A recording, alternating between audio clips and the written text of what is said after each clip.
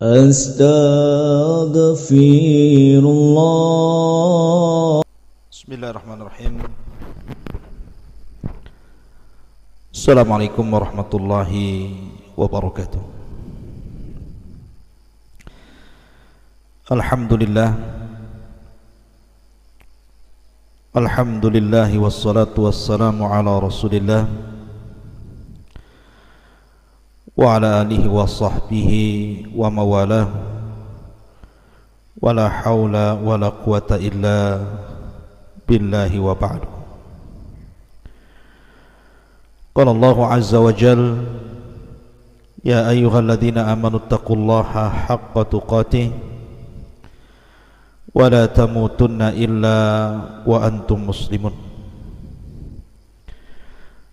Amma ba'du, ma'asyiral muslimin yang dimuliakan Allah subhanahu wa ta'ala. Alhamdulillah, segala puja dan puji hanya milik Allah subhanahu wa ta'ala yang telah mempertemukan kita walaupun lewat media Jabal Uhud. Tentu sebuah nikmat yang Allah subhanahu wa ta'ala karuniakan kepada kita. Kita masih bisa bertolabul ilmi walaupun lewat media di tengah-tengah tersebarnya pandemi COVID-19 ini. Salawat dan salam tentu kita haturkan senantiasa kepada Rasul kita, Nabi kita, qudwah kita, Rasulullah Muhammad ibn Abdillah salawatuhu wa salamuhu alaihi. Allahumma salli ala sayyidina Muhammad wa ala alihi wa sahbihi wa man sara ala nahji ila yaumiddin.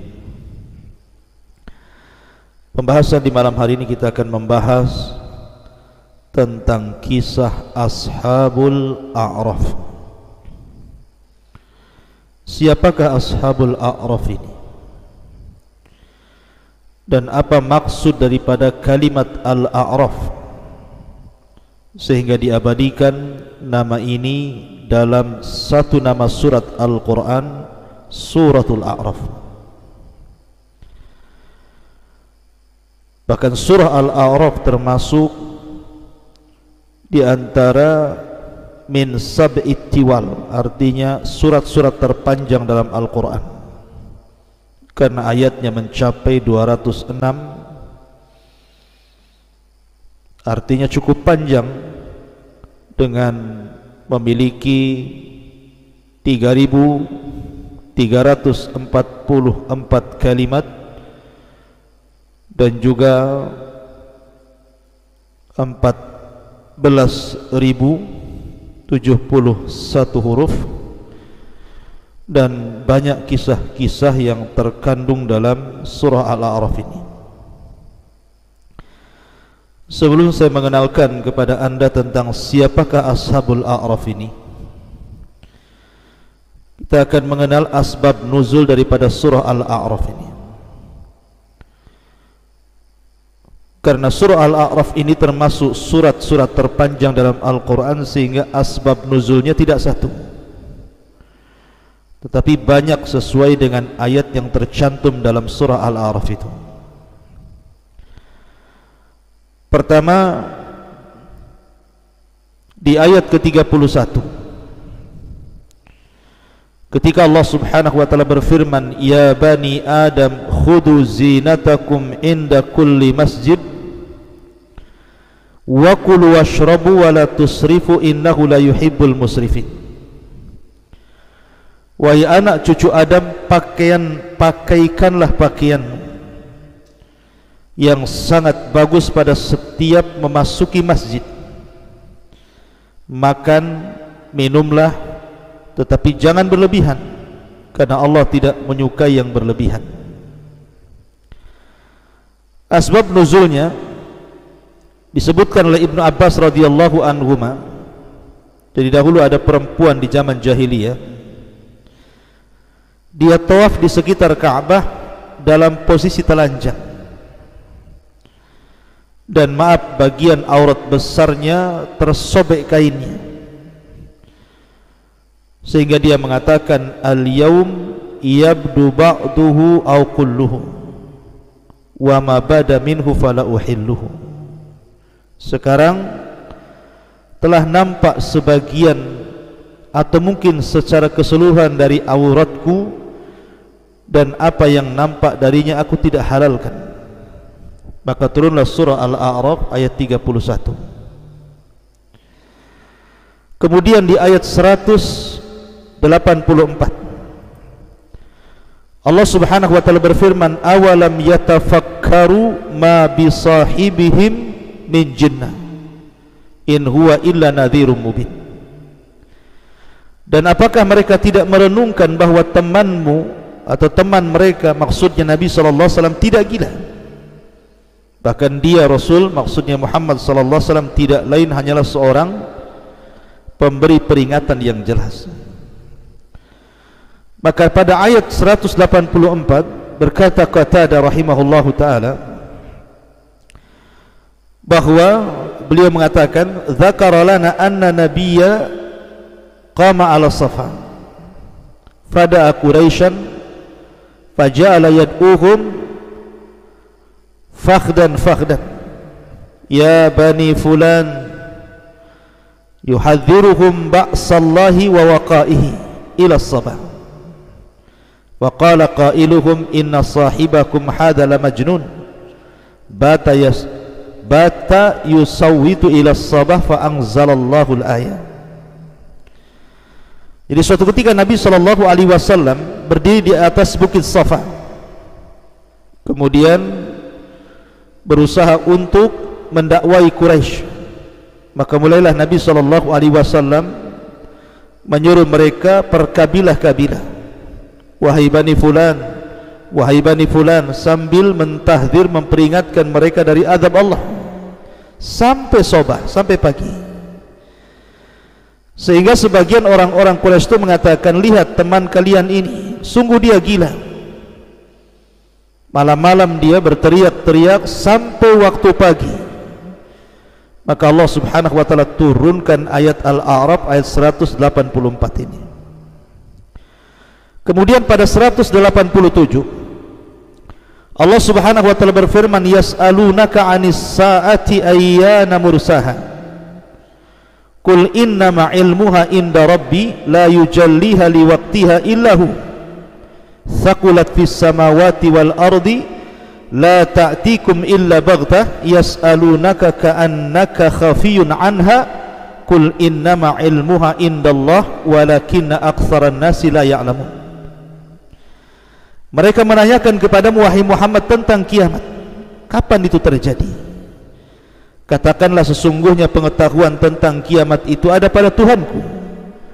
Tidak ada seorang pun yang dapat menjelaskan waktu terjadinya selain Dia. Kiamat itu sangat berat huru-haranya bagi makhluk yang di langit bahkan yang di bumi. Tidak akan datang kepadamu kecuali secara tiba-tiba. Mereka bertanya kepadamu seakan-akan engkau mengetahuinya.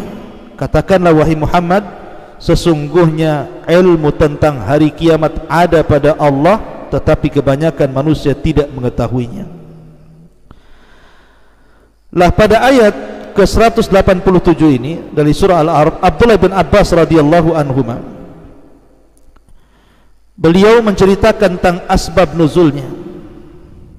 Ketika dua orang Yahudi mendatangi Nabi SAW, kemudian bertanya tentang soal kiamat. Kalau engkau seorang nabi, tentu engkau tahu kiamat itu kapan. Sebutkan kapan kiamat. Maka Nabi SAW terdiam sampai turun ayat 187 dari surah Al-A'raf ini. Ada yang mengatakan yang meminta penjelasan tentang kiamat adalah orang-orang Quraisy, dan mengatakan inna bainana wa bainaka qarabah. Wahai Muhammad, bukankah antara kami dan engkau itu ada kedekatan nasab? Sekarang sebutkan rahasia yang kau setiap hari menyebutkan tentang kiamat. Kapan kiamat itu? Maka turunlah surah Al-A'raf 187. Dan yang terakhir 204 dari surah Al-A'raf, di mana Allah Subhanahu wa taala berfirman, wa idza quri'al Qur'an fastami'u lahu wa ansitu la'allakum turhamun.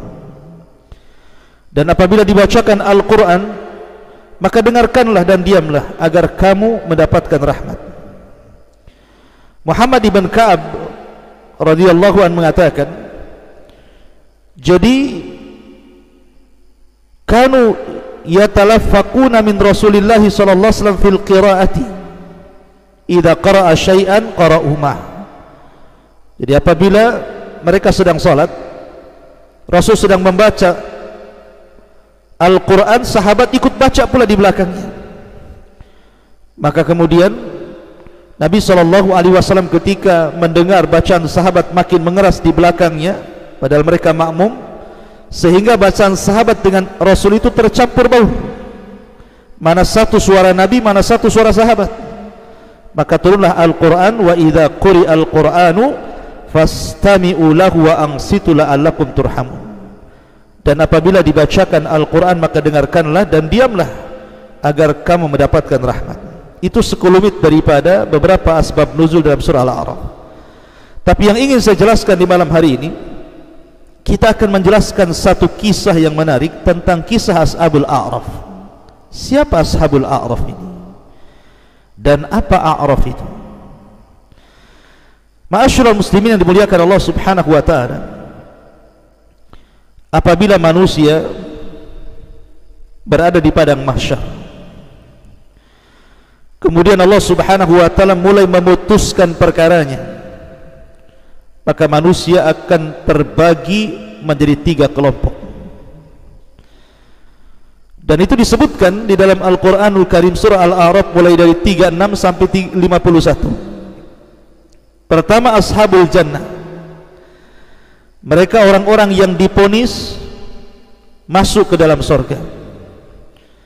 Allah katakan, wa naza'na ma fi sudurihim min ghillin tajri min tahtihimul anhar wa qalu alhamdulillahilladzi hadana li hadza wa ma kunna linahtadiya laula an hadanallah. Dan kami cabut rasa dendam dari dada-dada mereka penduduk surga itu, dan di bawahnya mengalir sungai-sungai. Mereka berkata, segala puji bagi Allah yang telah menunjukkan kami ke surga ini. Kami tidak akan mendapatkan petunjuk sekiranya Allah tidak menunjuki kami. Laqad ja'at rusul rabbina bil haqq wa nudu an tilkumul jannah uristumuha bima kuntum ta'malun. Sesungguhnya rasul-rasul Tuhan kami telah datang membawa kebenaran, maka diserukan kepada mereka, itulah surga yang telah diwariskan kepadamu karena apa yang telah kamu kerjakan.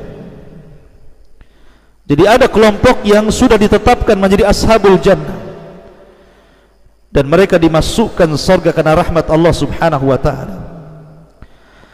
Tetapi ada juga yang sudah diponis mereka pasti masuk neraka, dan mereka orang yang paling celaka. Bahkan mereka mampu melihat penduduk surga dengan segala kenikmatannya, sampai-sampai mereka mengatakan, wa nada ashabun nar ashabal jannah an afidu alaina minal ma aw mimma razaqakumullah qalu innallaha harramahuma 'alal kafirin. Maka para penghuni neraka menyeru pada para penghuni surga, tuangkanlah sedikit air kepada kami, atau rezeki apalah yang Allah berikan kepada kalian. Tetapi penduduk surga mengatakan, sungguh Allah telah mengharamkan keduanya bagi orang-orang kafir. Jadi 2 kelompok ini jelas kemana kembalinya, ke neraka ataukah ke surga.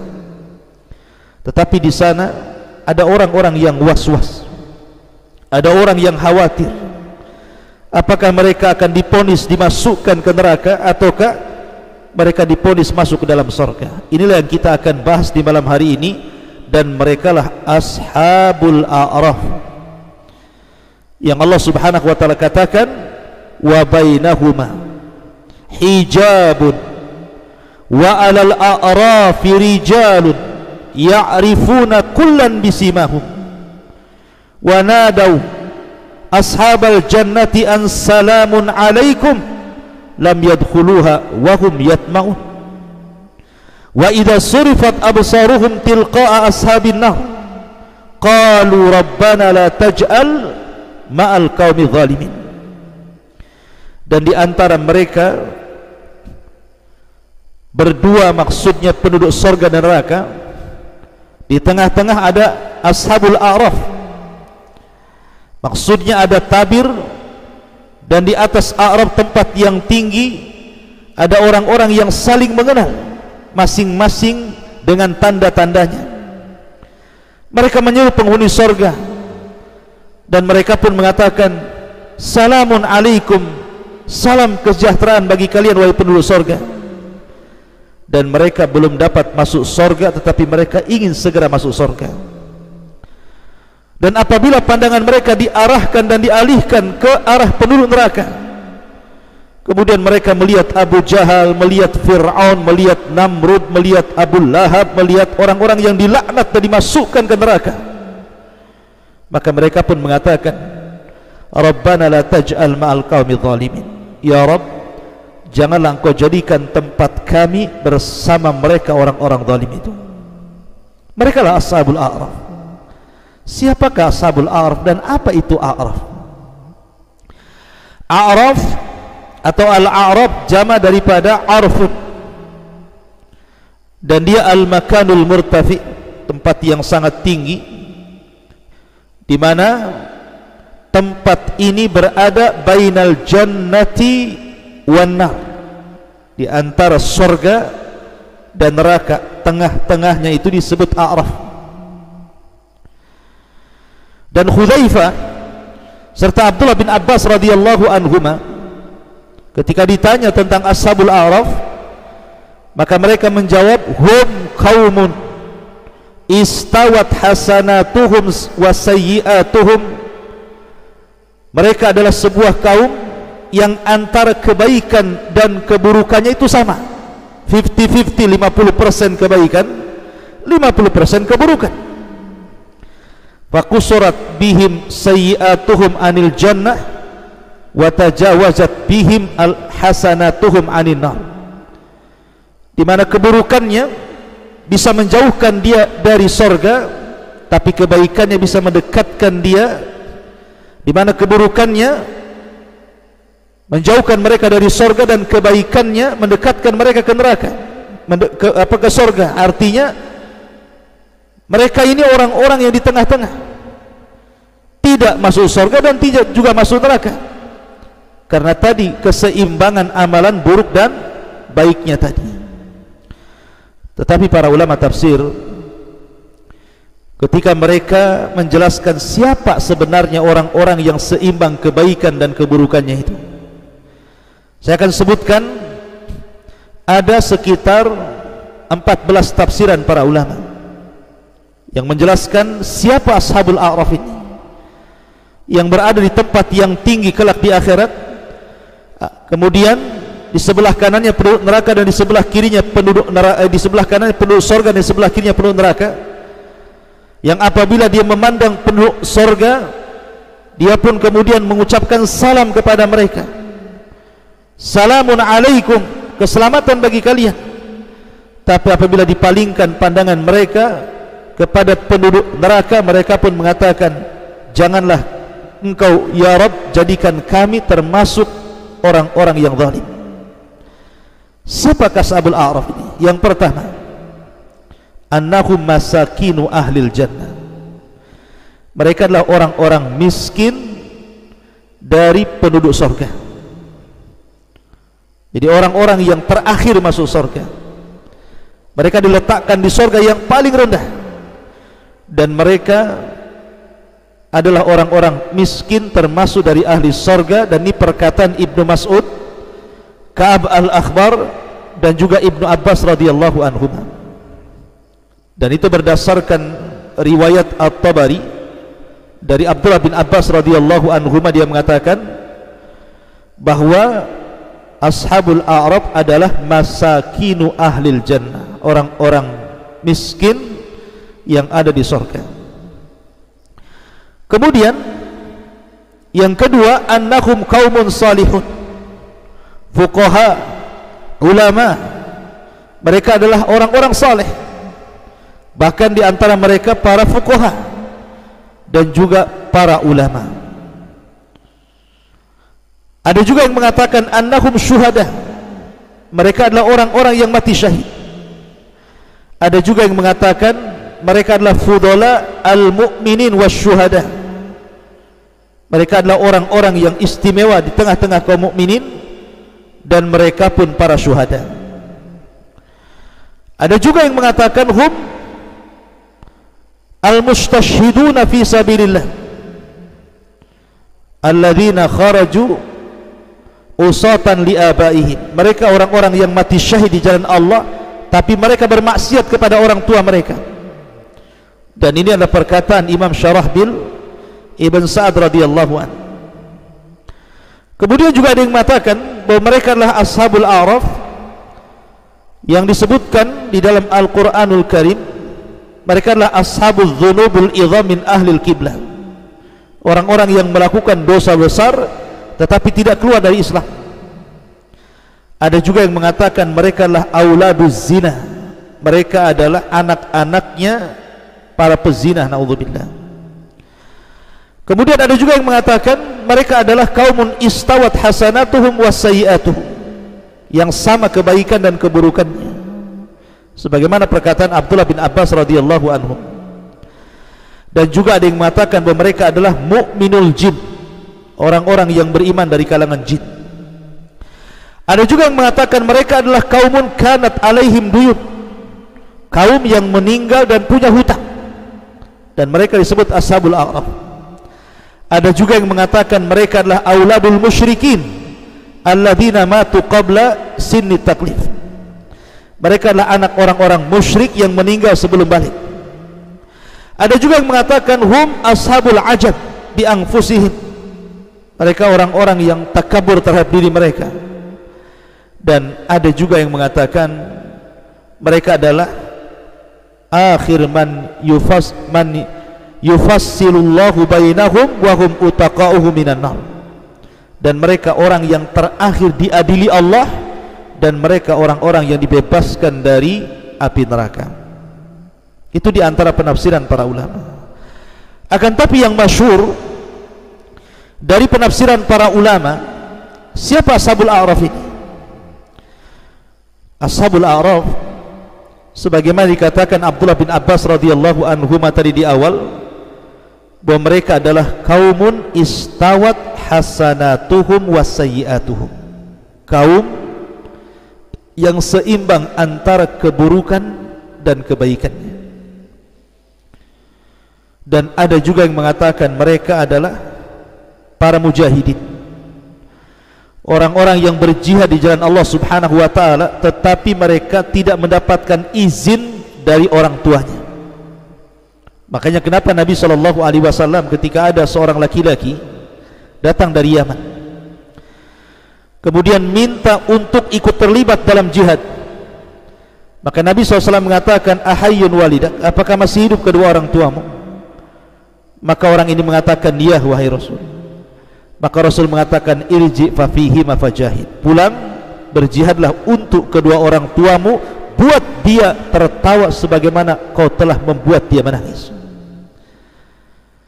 Kenapa kemudian orang-orang yang mereka jihad mati syahid dan tidak mendapatkan redha izin dari orang tuanya, syahidnya memasukkan dia ke sorga, tetapi tidak mendapatkan izinnya dari orang tua karena durhaka, maka ini yang menyebabkan dia masuk neraka. Makanya seimbang kebaikan dan keburukannya, dan mereka akan tinggal di a'raf. Ma'asyiral muslimin yang dimuliakan Allah subhanahu wa ta'ala, lalu kemana akhir daripada perjalanan ashabul a'raf ini? Karena ashabul a'raf ini adalah orang yang terakhir yang Allah subhanahu wa ta'ala putuskan putusannya. Ketika penduduk sorga sudah dimasukkan ke dalam sorga dan sudah mendapatkan keputusannya, dan ketika penduduk neraka sudah diputuskan juga masuk neraka, lah ashabul a'raf ini yang terakhir.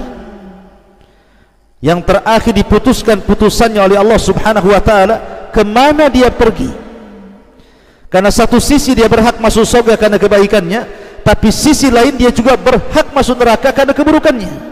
Karena seimbang antara baik dan buruknya. Dan mereka adalah orang yang terakhir yang Allah Subhanahu wa taala masukkan ke dalam surga. Dan akhir perjalanan Ashabul A'raf, kata para ulama, mereka mendapatkan syafaat. Mereka mendapatkan syafaat karena kasih sayang Allah kepada mereka, dan mereka pun layak untuk masuk ke dalam surga. Ma'asyiral muslimin yang dimuliakan Allah Azza wa Jalla, ketika Allah Subhanahu wa taala menyebutkan dalam ayat wa bainahuma hijabun wa 'alal a'raf rijalun ya'rifuna kullan bisimahum, dan di antara keduanya surga dan neraka itu ada penghalang, dan di atas a'raf, tempat yang tinggi, rijalun, ada laki-laki yang mereka mengenal setiap tanda-tanda mereka. Artinya ketika mereka melihat ahli surga, mereka melihat orang-orang baik di surga, dan mereka kenal. Mereka melihat para nabi, mereka melihat para syuhada, orang-orang saleh yang sudah masuk surga. Makanya mereka mengatakan salamun alaikum, tetapi lam yadkhuluha wa hum yatma'un. Keselamatan bagi kalian. Mereka ingin masuk surga tapi tidak bisa. Ketika Ashabul A'raf melihat ke neraka, dia kenal di neraka itu, dia tampak ada Abu Jahal di situ. Dia tampak ada Namrud, ada Fir'aun, ada Qarun, ada Haman. Dia melihat orang-orang itu, sehingga dia mengatakan Rabbana la taj'al ma'al qaumi zalimin. Ya Rabb, jangan kau jadikan aku seperti mereka, orang-orang zalim. Makanya kemudian mereka mengatakan ma agna ankum jam'ukum wa ma kuntum tastakbirun. Ketika orang-orang Arab itu melihat orang-orang zalim ini dari kalangan orang-orang kafir nih, Fir'aun, Namrud, Haman dan yang lainnya, apa kata Ashabul A'raf? Ma agna ankum jam'ukum, enggak ada lagi gunanya kekuatan kalian itu. Kalian di dunia dulu sombong, kalian di dunia dulu mungkin memiliki kekuatan untuk kufur kepada Allah, tapi apa sekarang gunanya? Enggak ada lagi. Wa ma kuntum tastakbirun, tidak ada lagi yang disombongkan oleh kalian. Haula alladzina aqsamtum la yanaluhumullahu birahmatin udkhulul jannah la khaufun alaihim wala antum tahzanun. Dan mereka orang-orang yang telah bersumpah yang Allah tidak akan memberikan kepada mereka rahmat, tapi Allah Subhanahu wa taala kemudian memberikan rahmat kepada Ashabul A'raf dan mengatakan udkhulul jannah, masuklah kau ke dalam surga, la khaufun alaihim wala antum tahzanun, jangan ada kekhawatiran, jangan ada ketakutan, dan juga jangan ada kekhawatiran, masuklah ke dalam surga. Di sini ada kalimat wa 'alal a'raf rijalun, dan di atas a'raf itu ada rijal. Rijal itu jama daripada rajul, artinya laki-laki. Apakah memang Ashabul A'raf itu semua laki-laki yang ada di situ? Kenapa Allah khususkan laki-laki dan tidak menyebut perempuan di sini? Lalu kemana perempuan itu? Apa perempuan tidak ada di A'raf? Apa perempuan juga amalannya tidak ada yang seimbang antara kebaikan dan keburukannya? Kenapa Allah Subhanahu wa taala menyebut kalimat rijal? Tidak ada kalimat nisa di sini. Maka tidak disebutkan kalimat nisa, wanita, dan hanya disebutkan kalimat rijal ini sebenarnya alal ghalabah, dimana kalau disebutkan laki-laki masuk padanya perempuan. Makanya ketika Allah Subhanahu wa ta'ala menyebutkan dosa Adam, kita tahu bahwa yang berdosa bukan Adam saja kan. Adam juga makan buah larangan, Hawa juga makan buah larangan. Tapi lihat Allah Subhanahu wa ta'ala ketika menyebutkan fa'akala minha fabadat lahuma sawatuhuma wa tafiqa yahsimani alaihima min warakil jannah wa asa Adam rabbahu fagawa. Dan ketika keduanya memakan buah larangan, maka tersingkaplah aurat keduanya.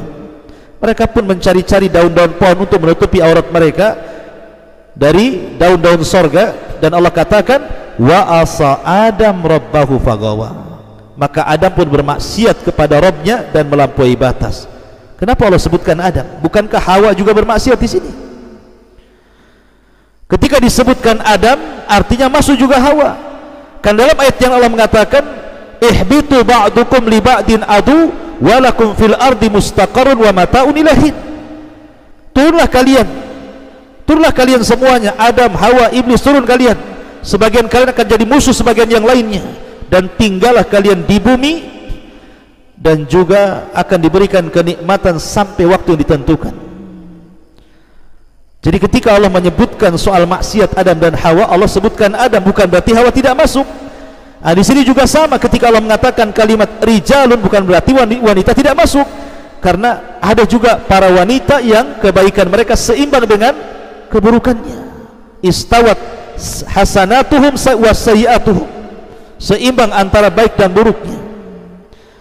Dan ketika tidak disebutkan kalimat wanita dan hanya disebutkan kalimat laki-laki sebagai ghalabah, maka Allah itu sebenarnya ingin mengagungkan wanita dengan menutup maksiatnya. Makanya hanya disebut laki-laki saja secara ghalabah tadi. Ketika disebutkan kalimat laki-laki, maka masuk kalimat perempuan. Makanya ketika Allah mengatakan minal mu'minina rijalun sadaqu ma ahadullah alaih, di antara orang-orang yang beriman itu ada laki-laki yang menepati apa yang telah mereka janjikan kepada Allah. Apa para wanita tidak ada yang berjuang? Ada wanita juga yang berjuang, tetapi ketika disebut laki-laki, karena yang paling banyak berjuang dalam jihad itu laki-laki, bukan berarti wanita tidak masuk. Dalam kalimat wa bainahuma hijabun wa alal a'rafi rijalun, dan di antara keduanya penghuni surga neraka ada batas, dan di atas a'raf itu ada orang-orang laki-laki yang mengenal masing-masing dari kedua golongan itu. Maksudnya di sini ketika disebut laki-laki, masuk juga perempuan di dalamnya. Jadi ashabul a'raf itu mencakup laki-laki dan mencakup perempuan. Dan sebelum mereka dimasukkan ke dalam surga, maka ashabul a'raf akan digiring ke sebuah sungai yang disebut dengan Nahrul Haya, sungai kehidupan. Maka di sungai kehidupan inilah mereka pun kemudian dirubah wajah-wajah mereka, dirubah badan-badan mereka sehingga wajah dan badan mereka bercahaya. Kemudian mereka pun disuruh untuk mendekati pintu surga, dan merekalah orang yang terakhir dibukakan pintu surga. Makanya ada yang mentafsirkan bahwa mereka masakinu ahlil jannah, orang-orang miskin dari penduduk surga, karena terakhir dia masuk surga, dan setelah mereka masuk sudah tidak ada lagi yang masuk surga setelahnya. Itulah yang disebutkan oleh para ulama tentang kisah ashabul a'raf. Wallahu a'lam bishawab. Mudah-mudahan ada manfaatnya. Subhanaka bihamdika asyhadu an la ilaha illa anta astaghfiruka wa atubu ilaik. Allahu ta'ala alam. Assalamualaikum warahmatullahi wabarakatuh.